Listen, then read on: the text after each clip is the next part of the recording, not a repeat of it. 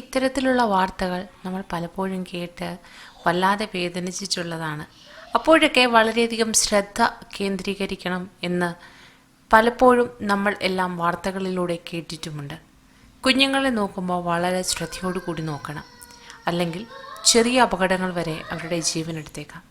അത്തരത്തിലൊരു സംഭവമാണ് ഇപ്പോൾ നടന്നിരിക്കുന്നത്.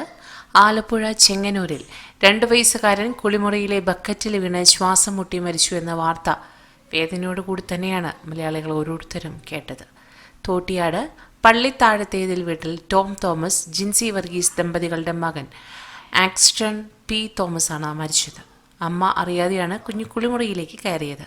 കുഞ്ഞിനെ കാണാതായതിനെ തുടർന്ന് നടത്തിയ തിരച്ചിലിലാണ് ബക്കറ്റിൽ തലകീഴായി വീണ നിലയിൽ കുഞ്ഞിനെ കണ്ടെത്തിയത്.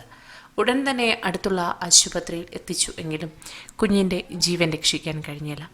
ഇത്തരത്തിൽ പലതവണ നമ്മൾ വാർത്തകളിൽ കണ്ടിട്ടുണ്ട്. ചെറിയ ഒരു അശ്രദ്ധ കാരണം സംഭവിക്കുന്നത് വലിയ ദുരന്തമായി മാറിയിരിക്കുകയാണ്. കൂടുതൽ വാർത്തകൾക്കായി ഈ ചാനൽ സബ്സ്ക്രൈബ് ചെയ്യുക.